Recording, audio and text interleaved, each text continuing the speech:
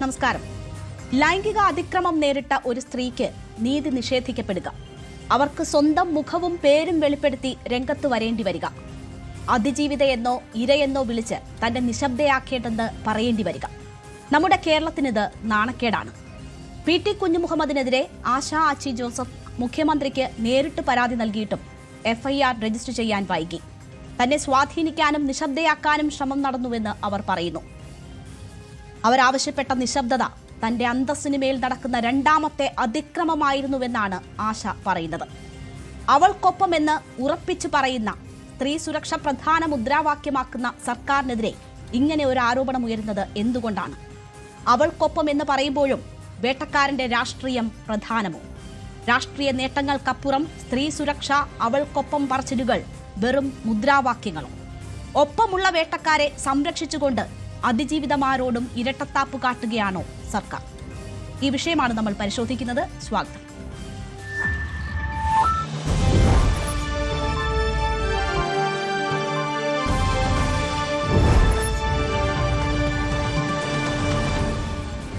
Advocate Baladev Sachidanandan, ഇടത് സഹയാത്രികൻ; കുഞ്ഞില മസിലാമണി, സംവിധായിക; സേനാപതി വേണു, കോൺഗ്രസ് പ്രതിനിധി; ശ്രീമതി ധന്യ രാജേന്ദ്രൻ, മാധ്യമപ്രവർത്തക എന്നിവരാണ് നമുക്കൊപ്പം ഇന്ന് അതിഥികളായി ചേരുന്നത്. ആദ്യം advocate Baladev Sachidanandan. Love you to moon and back എന്ന് പറഞ്ഞ് ഒരു കപ്പ് മുഖ്യമന്ത്രി പിടിക്കുമ്പോൾ അതൊരു സന്ദേശമായാണ് ഞാൻ ഉൾപ്പെടെ കണ്ടത്. ഞാൻ ഉൾപ്പെടെ അത് ഷെയർ ചെയ്തു, അതിൽ അഭിമാനിച്ചു. ഒരു സംരക്ഷകനുണ്ട് എന്ന് വിശ്വസിച്ചു. ദാ ഇവിടെ ഇപ്പോൾ ആ മുഖ്യമന്ത്രിക്ക് പരാതി നൽകിയ ഒരു അതിജീവിതയ്ക്ക് തുറന്നു പറച്ചിലുകളുമായി രംഗത്ത് വരേണ്ടി വരുന്നു. അതിജീവിത എന്ന് വിളിച്ച് നിശബ്ദയാക്കാൻ ശ്രമിച്ചു എന്ന് പറയേണ്ടി വരുന്നു. എന്താണ് സംഭവിക്കുന്നത്? സ്ത്രീത്വത്തിന് അങ്ങേയറ്റം മാന്യത കൊടുക്കുന്ന നാടാണ് നമ്മുടെ നാട്. അതിലുപരി ഇടതുപക്ഷ ജനാധിപത്യ മുന്നണി മതേതരത്വത്തിനും ജനാധിപത്യത്തിനും സ്ത്രീകളുടെ അവകാശത്തിനും വേണ്ടി പൊരുതുന്ന ഒരു പ്രസ്ഥാനം കൂടിയാണ്. ഇവിടെ എൻ്റെ അറിവ് ശരിയാണെങ്കിൽ 1998 ഇന്റർനാഷണൽ ഫിലിം ഫെസ്റ്റിവലിൽ അന്യർ എന്നൊരു ഡോക്യുമെന്ററി പ്രദർശിപ്പിച്ചുകൊണ്ടാണ് ഈ ഡോക്ടർ ആശ വരുന്നത്. I think that it was Har day. അതിനുശേഷമാണ് ഫിലിം ഫെസ്റ്റിവലിലും ഫിലിം രംഗത്തേക്കൊക്കെ ആ കുട്ടി വരുന്നത്. ഇപ്പോൾ തീർച്ചയായിട്ടും ഇങ്ങനെയുണ്ടായ സംഭവം 30ാമത്തെ IFK-യുമായി ബന്ധപ്പെട്ട് ഇങ്ങനൊരു പരാതി വന്നപ്പോൾ നവംബർ മാസം 24-ാം തീയതി ഡോക്ടർ മുഖ്യമന്ത്രിക്ക് പരാതി കൊടുത്തതെന്നാണ് പറയുന്നത്. 8 ദിവസം കഴിഞ്ഞാണ് അതിനകത്ത് FIR രജിസ്റ്റർ ചെയ്തിരിക്കുന്നത്. 2 വനിതാ പോലീസുകാരി എന്ന് പരാതി മൊഴിയെടുക്കുകയും അതിനുശേഷം FIR രജിസ്റ്റർ ചെയ്യുമെന്ന് പറയും. 8 ദിവസം കഴിഞ്ഞും ആയില്ല. 14 ദിവസത്തോളം കാത്തിരിക്കേണ്ടി വന്നു. ഡിസംബർ 8-നാണ് എടുക്കുക. അപ്പോൾ ഏകദേശം 14 ദിവസം കഴിഞ്ഞു. ഇപ്പൊ ഡിസംബർ മാസം 8-ാം തീയതിയാണ് FIR രജിസ്റ്റർ ചെയ്യുന്നത്. ഇപ്പൊ നമ്മുടെ CRPC ഒക്കെ നമുക്ക് കമന്റ് ചെയ്തിട്ടുണ്ട്. CRPC അനുസരിച്ച് 154 അനുസരിച്ചാണ് FIR രജിസ്റ്റർ ചെയ്യുന്നത്. പുതിയ BNSS അനുസരിച്ച് 173 ആണ് അതിന്റെ സെക്ഷൻ. പക്ഷെ BNSS പുതിയൊരു പ്രൊവിഷൻ കൂടെ കൊണ്ടുവന്നിട്ടുണ്ട്, 173(1) സീറോ FIR എന്ന് പറയും. അതായത് ഇന്ത്യയിൽ എവിടെ വേണമെങ്കിലും ഒരു പ്രശ്നം ഉണ്ടായാൽ ഏത് പോലീസ് സ്റ്റേഷൻ വേണമെങ്കിലും FIR രജിസ്റ്റർ ചെയ്യും. ആ സെക്ഷനിൽ പറയുന്നതിനെ to provide immediate investigation without any delay ആണ്. Then the case would be transferred to the concerned police station. ഇതാണ് നമ്മുടെ നിലവിലുള്ള ഇപ്പോഴത്തെ പുതിയൊരു വ്യവസ്ഥ. അപ്പോൾ അതനുസരിച്ച് തീർച്ചയായിട്ടും ആ പരാതി കിട്ടിയപ്പോൾ തന്നെ FIR രജിസ്റ്റർ ചെയ്യണമായിരുന്നു, അന്വേഷണം നടത്തണമായിരുന്നു. ഇവിടെ സെക്ഷനൊക്കെ ഇട്ടിട്ടുണ്ട്, സ്ത്രീകളെ അവമാനിക്കുന്ന ഔട്ട്റീച്ചിങ് ദ മോഡസ്റ്റി ഓഫ് ഹ്യൂമനുമായിട്ട് ബന്ധപ്പെട്ട BNSS 74 ഉൾപ്പെടെയുള്ള സെക്ഷനാണ് ഇട്ടിരിക്കുന്നത്. അതൊരു നോൺ ബെയിൽ ഒഫൻസ് തന്നെയാണ്. അറസ്റ്റ് ചെയ്യാൻ ജാമ്യം പോലും കിട്ടില്ല, 5 വർഷം അതിൽ കൂടുതൽ ശിക്ഷിക്കാം, അങ്ങനെയുള്ള കേസാണ് ഇട്ടിരിക്കുന്നത്. പക്ഷേ അതിന് വന്ന് നമുക്ക് ഒരു വശത്ത് ഒരു അഭിഭാഷകൻ എന്നുള്ള നിലയിൽ എനിക്കതിനെ ന്യായീകരിക്കാൻ പറ്റില്ല. കാര്യം ഒരു ഇടതുപക്ഷ പ്രവർത്തനം എന്നുള്ളതിൽ ഉപരി വിശേഷിച്ച് ഇടതുപക്ഷത്തിലെ ഒരു പാർട്ടി, ഒരു കൊച്ചു പാർട്ടിയുടെ സ്റ്റേറ്റ് സെക്രട്ടറി കൂടിയാണ് എന്ന് വിചാരിച്ച് അതിനെ നമുക്ക് ന്യായീകരിക്കാൻ പറ്റത്തില്ല. കാരണം ഒരു അഭിഭാഷകൻ എന്നുള്ള നിലയിൽ 35 വർഷത്തിലുപരിയായിട്ട് പ്രാക്ടീസ് ചെയ്യുന്നത് കൊണ്ട് തീർച്ചയായിട്ടും അതിനകത്ത് പോലീസിന്റെ ഭാഗത്ത് നിന്ന് വളരെ ഗുരുതരമായ വീഴ്ച ഉണ്ടായിട്ടുണ്ട്. പ്രാഥമികമായി തന്നെ FIR രജിസ്റ്റർ ചെയ്യുകയും അതിനകത്ത് അന്വേഷണം നടത്തേണ്ടി വരും. പ്രതികളെ അറസ്റ്റ് ചെയ്യേണ്ടതാണ്. പ്രതിയെ അറസ്റ്റ് ചെയ്ത് അത് നോൺ ബെയിൽ ഒഫൻസ് ആണ്, കോടതിയിൽ ഹാജരാക്കി റിമാൻഡ് ചെയ്ത് പോകേണ്ട ഒരു കേസാണ്. പ്രതിയെ അറസ്റ്റ് ചെയ്തതിൽ അക്കാര്യത്തിൽ വീഴ്ച വന്നിട്ടുണ്ട്, FIR-നകത്ത് ഡിലേ വന്നിട്ടുണ്ട്. ഇത് വളരെ ഗുരുതരമായ വീഴ്ചയാണ്. ഇതിനകത്തൊന്നും ഒരു കാരണവശാലും ഒരു ഇടതുപക്ഷ ചിന്താധികാരൻ എന്നുള്ള നിലയിൽ, അതിലുപരി ഒരു അഭിഭാഷകൻ എന്നുള്ള നിലയിൽ എനിക്ക് അതിനെ ന്യായീകരിക്കാൻ പറ്റില്ല. ഞാൻ അതിനെ ന്യായീകരിക്കുന്നില്ല. പക്ഷെ ഇത് ആരുടെ ഭാഗത്തു നിന്നാണ് വീഴ്ച എന്നുള്ളതിനെ കുറിച്ച് അന്വേഷിച്ചപ്പോൾ നമുക്ക് അതിനെക്കുറിച്ച് വ്യക്തമായത്. ഞാൻ അതുമായി ബന്ധപ്പെട്ട പല നേതാക്കന്മാരോട് ചോദിച്ചപ്പോൾ വ്യക്തമായൊരു അറിവ് നമുക്ക് ലഭിച്ചിട്ടുമില്ല. അദ്ദേഹം അന്ന് തന്നെ നവംബർ മാസം 24-ാം തീയതി തന്നെ ഈ പരാതി ഫോർവേഡ് ചെയ്തിരുന്നതാണ് നമുക്കറിയാൻ കഴിഞ്ഞത്. പക്ഷെ ആ പരാതിയിൽ പിന്നീട് ആരാണ് വീഴ്ച വരുത്തിയത് എന്നുള്ളത് വലിയൊരു തെറ്റാണ്, അക്ഷന്തീയമായ ഒരു തെറ്റാണ്. ഒരിക്കലും നമുക്കതിനൊന്നും അംഗീകരിക്കാൻ പറ്റില്ല. അത്ര ഗുരുതരമായ ഒരു തെറ്റാണ് വരുത്തിയിരിക്കുന്നത്. അപ്പൊ എന്ത് തന്നെ ആയിരുന്നാലും അന്വേഷണം ശരിയായ രീതിയിൽ പോകുന്നുണ്ട്. പക്ഷെ ഡിലേ വന്നു എന്നുള്ളത് വളരെ ഗുരുതരമായ ഒരു ദോഷമാണ്. മറ്റാർക്കും അത് വരാൻ പാടില്ലാത്തത് കൂടിയാണ്. വിശേഷിച്ചും ഒരു സ്ത്രീ പണക്കാരിയോ പാവപ്പെട്ടവരോ അല്ലെങ്കിൽ പ്രശസ്തരോ എന്നുള്ളതല്ല ഇവിടുത്തെ പ്രശ്നം. ഒരു സാധാരണ സ്ത്രീയായാൽ പോലും സ്ത്രീത്വത്തെ ബാധിക്കുന്ന ഒരു പ്രശ്നം. സ്ത്രീത്വം അല്ലല്ലോ, ആരുടെ ആയാലും ഒരു പരാതി കിട്ടിക്കഴിഞ്ഞാൽ ആ പരാതി ഇട്ട് ഒരു എഫ്ഐആർ ഇട്ട് അന്വേഷിക്കുക എന്നുള്ള ഒരു പ്രാഥമിക നടപടിയാണ്. അതിനുശേഷം വേണമെന്നുണ്ടെങ്കിൽ പോലീസിന് കേസ് റഫർ എഴുതിത്തള്ളാം, ഒരുപക്ഷെ ആ പരാതി വ്യാജമാണെന്ന് തോന്നിയാൽ. അപ്പോൾ എഫ്ഐആർ രജിസ്റ്റർ ചെയ്യുക, പ്രാഥമികമായി അന്വേഷണം നടത്തുക, അത് പോലീസിന്റെ ഒരു കർത്തവ്യമാണ്.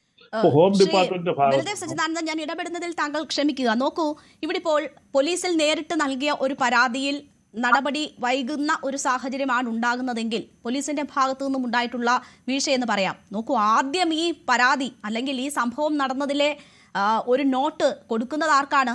മുഖ്യമന്ത്രിക്കാണ് ആ പരാതി ലഭിക്കുന്നത്. പരാതിയുടെ രൂപത്തിലുള്ള അവിടെ നടന്ന സംഭവം എന്താണ് എന്നത് അവർ ആദ്യം അറിയിക്കുന്നത് മുഖ്യമന്ത്രിയാണ്. അവിടെ നിന്നാണല്ലോ ഇത് ഫോർവേഡ് ചെയ്യുന്നത്, അവിടെയാണല്ലോ ഈ വീഴ്ച സംഭവിക്കുന്നത്. അപ്പോൾ അത് പോലീസിന്റെ മാത്രം വീഴ്ചയെന്ന് പറയാൻ പറ്റുമോ? അല്ല, അത് പറഞ്ഞല്ലോ, ഞാൻ തുടക്കത്തിലെ പറഞ്ഞു. നവംബർ മാസം 24 പലപ്പോഴും പല ഉദ്യോഗസ്ഥന്മാർ പലതും നമ്മൾ പറയുമ്പോൾ ചില കാര്യങ്ങൾ അവർ പറയുന്നത് ശരിയുണ്ടെന്ന് തോന്നിപ്പോകും. പക്ഷെ അതല്ലെങ്കിൽ അത്രയും കൂടുതൽ അവഗാധമായിട്ട് പഠിച്ചു കഴിഞ്ഞെങ്കിൽ നമുക്കത് മനസ്സിലാക്കാൻ പറ്റും.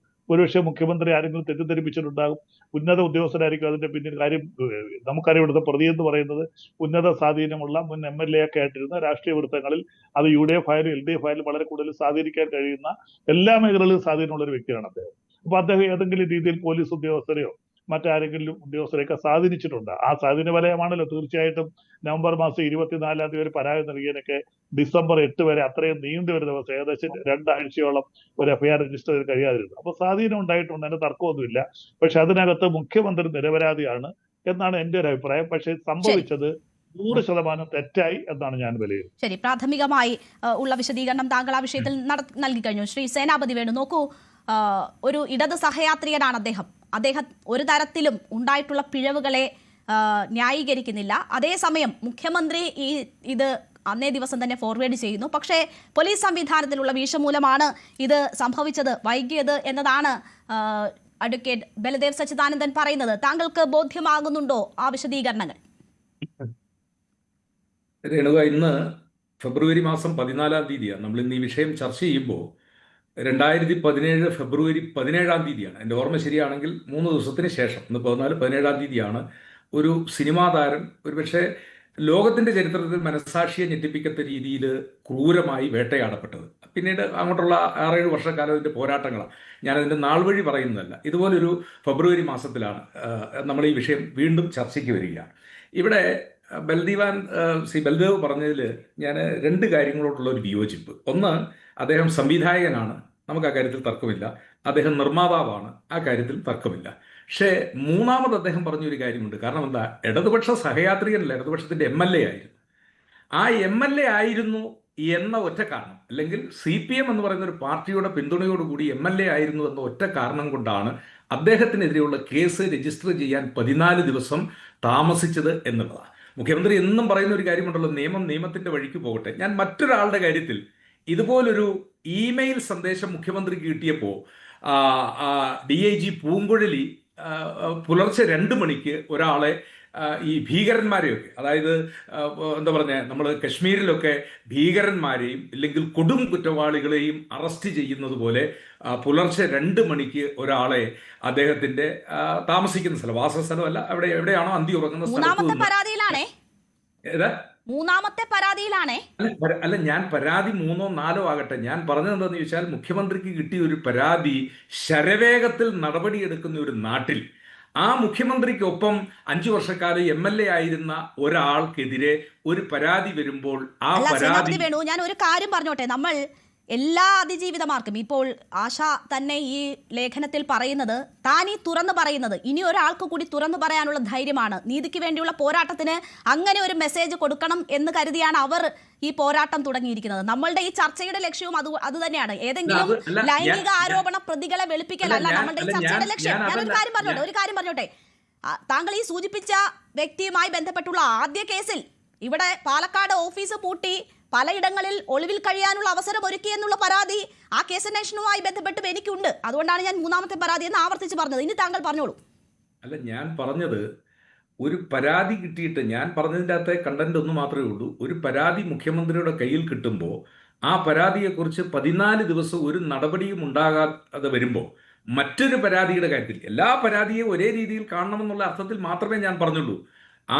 ഇത് ഒരു നിയമസഭാ സാമാജികൻ MLA ആയി അദ്ദേഹത്തിനോടൊപ്പം ഉണ്ടായിരുന്ന ഒരാൾക്കെതിരെ ഇത്രയും ഗുരുതരമായ ഒരു പരാതി കിട്ടിയിട്ട് 14 ദിവസം ഒരു FIR പോലും എടുക്കുന്നില്ല എന്ന് പറയുമ്പോൾ അതിനകത്തുള്ള ഇരട്ട നീതി, ആ ഇരട്ട നീതിക്ക് കാരണം അദ്ദേഹം ഇടതുപക്ഷക്കാരനായിരുന്നു, അല്ലെങ്കിൽ ഇടതുപക്ഷത്തോടൊപ്പം നിൽക്കുന്നു എന്നുള്ളത് കൊണ്ടാണ്. അപ്പോൾ അവർക്കൊപ്പം നിന്ന് കഴിഞ്ഞാൽ, അല്ലെങ്കിൽ ആ ഭാഗത്താണ് എങ്കിൽ കേസും കാര്യങ്ങൾ വരുമ്പോൾ എത്രയോ ലിബറലായിട്ട് പോകുന്നു എന്നുള്ളതാണ്. ഞാൻ അതിനകത്തെ ഇരട്ടത്താപ്പ് മാത്രം, ഞാൻ ആരെയും ന്യായീകരിക്കാനോ ആരുടെയെങ്കിലും തെറ്റിനെ ശരി വെള്ളപൂശാനോ വേണ്ടിയല്ല. ഞാൻ പറഞ്ഞത് ചില കാര്യങ്ങൾ വരുമ്പോഴുള്ള വേഗതയും അല്ലെങ്കിൽ നടപടികളും എന്തുകൊണ്ട് മറ്റു കാര്യങ്ങളിൽ ഇല്ലാതാകുന്നു എന്നുള്ളതാണ്. അതാണ് ഇവിടെ നമ്മൾ ചർച്ച ചെയ്യുന്നത്. രേണുക ആ വിഷയമാണ് ചർച്ച ചെയ്യുന്നത് എന്നുള്ള ഉത്തമ ബോധ്യത്തോടു കൂടിയാണ് ഞാൻ പറഞ്ഞത്. ഇവിടെ ഏറ്റവും വളരെ പ്രശസ്തയായ ഒരു സിനിമാ പ്രവർത്തകയാണല്ലോ ഡോക്ടർ ആശ ആച്ചി ജോസഫ്. അവര് എത്ര ഹൃദയവേദനയോട് കൂടിയാണ് കേരളത്തിലെ ഒരു പ്രമുഖ പത്രത്തിൽ അവരുടെ ഒരു ലേഖനം, സാധാരണഗതിയിൽ അങ്ങനെയുള്ള ലേഖനങ്ങളൊക്കെ നമ്മളെ അത്ഭുതപ്പെടുത്തുന്നതാണ്. കാരണം അതൊന്നും ഉണ്ടാകാൻ പാടില്ല എന്നുള്ളതാണ്. അവർ തുറന്നു പറയുന്നു. എന്തുകൊണ്ടാണ് അവർ ആ തുറന്നു പറച്ചിലിന് കാരണം? അവർ കൊടുത്ത ഒരു പരാതി, ആ പരാതി ആർക്കാണ് കൊടുത്തത്?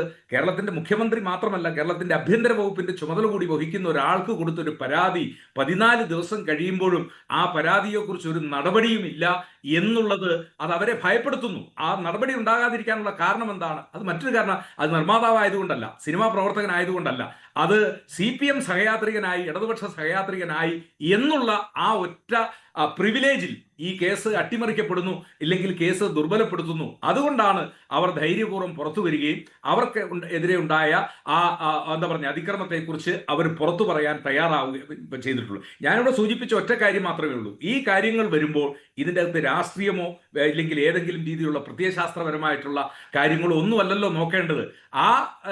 ഇരയ്ക്ക് നീതി കിട്ടുക, ഇര എന്നുള്ള പദം തന്നെ വിടുക, ഈ ഉപദ്രവമേറ്റ ആൾക്ക് നീതി കിട്ടുക എന്നുള്ളതാണ് പരമപ്രധാനമായ ഒരു കാര്യം. അതുകൊണ്ട് തന്നെയാണ് ഇവിടെ ബൽദേവ് സാർ സൂചിപ്പിച്ചതുപോലെ IPC മാറി BNS വന്നതിന് ശേഷം ഇത് നേരത്തെ 354 അനുബന്ധമായിട്ടുള്ള കേസുകൾ ചിലതിന് ജാമ്യമൊക്കെ കിട്ടുമായിരുന്നു. ഇപ്പൊ ഇത് പൂർണ്ണമായും ജാമ്യം കിട്ടില്ല എന്ന് മാത്രമല്ല, ഇത് ഫസ്റ്റ് ക്ലാസ് കോടതിയിൽ നിന്ന് ഇതിന്റെ വിചാരണ സെഷൻസ് കോടതിയിലേക്ക് മാറ്റിയിരിക്കുന്നു എന്നുള്ള അത്ര ഗുരുതരമായ കുറ്റകൃത്യമായിട്ട് ഇതിനെ മാറ്റി എന്നുള്ളതാണ് പുതിയ നിയമത്തിൽ. അപ്പൊ നിയമം എത്ര വലിയ പരിരക്ഷ നൽകുമ്പോഴും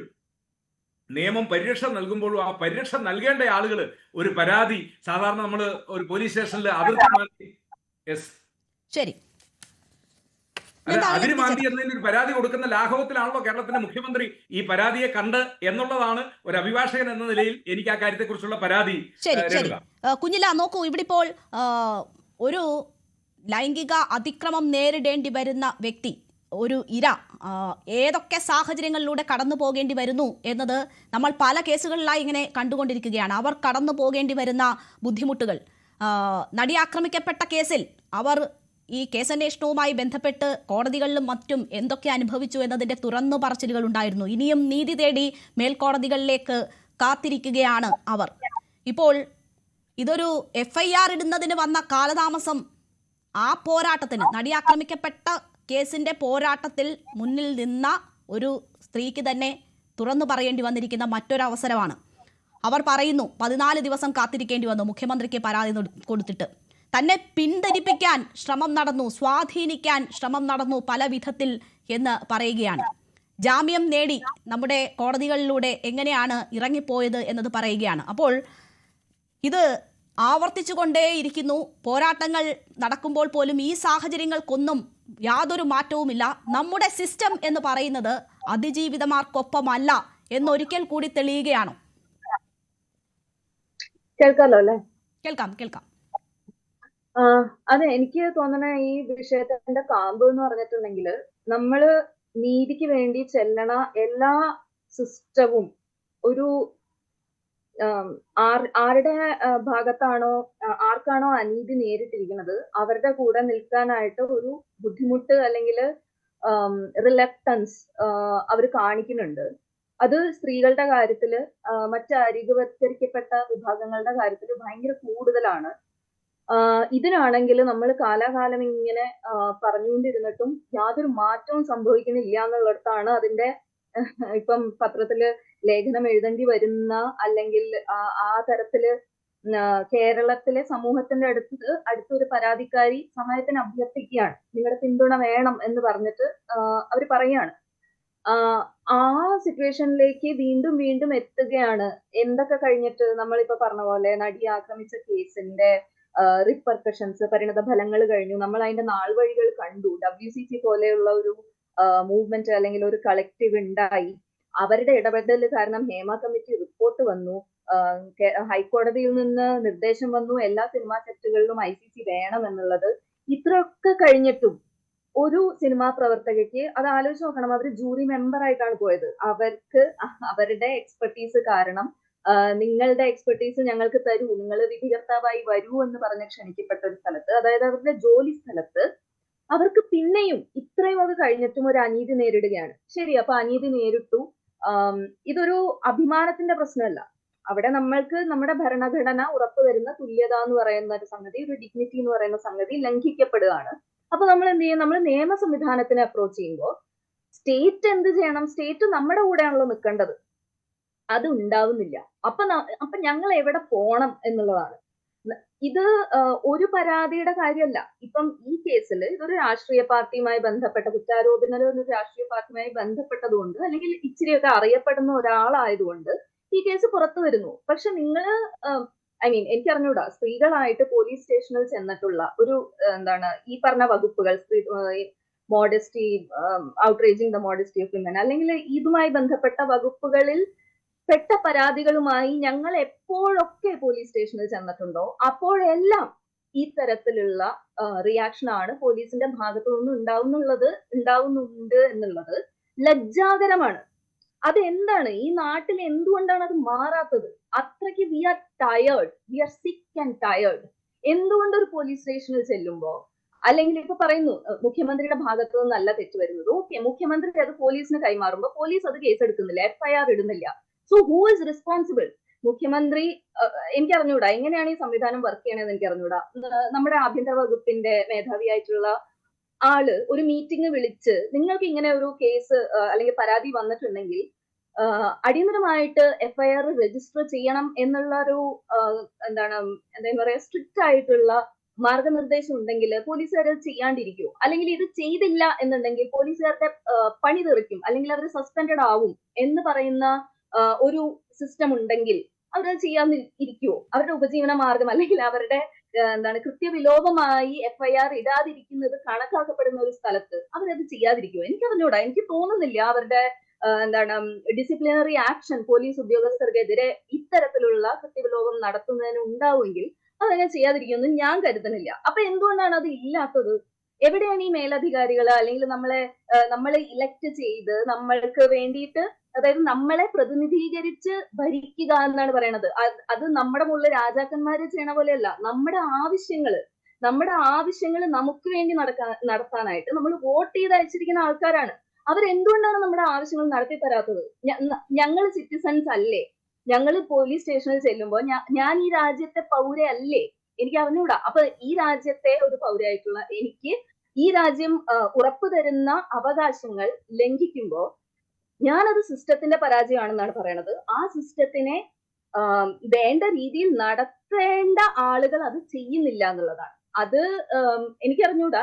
ഈ ഒരു കാലത്തിന് 2026 ഇരുന്നും നമ്മൾ ഇത് സംസാരിക്കേണ്ടി വരുമ്പോ അത് ഒരു സമൂഹം എന്നുള്ള നിലയിൽ, അതായത് നിങ്ങളും ഞാനും ഈ പാനലിൽ ഉൾപ്പെടുന്ന ആൾക്കാരും നമ്മൾ നിരത്തിൽ ഇറങ്ങി കാണുന്ന എല്ലാവരും ഉൾപ്പെടുന്ന സമൂഹം എന്നുള്ള നിലയിൽ, പ്രത്യേകിച്ച് എന്താ പറയാ elected representatives of the people, MLAs അല്ലെങ്കിൽ മുഖ്യമന്ത്രി ഉൾപ്പെട്ട സിസ്റ്റം ഞങ്ങളെ ഫെയിൽ ചെയ്യുകയാണ്. അത് ഞാൻ സ്ത്രീകളുടെ കാര്യത്തിൽ മാത്രമല്ല പറയുന്നത്.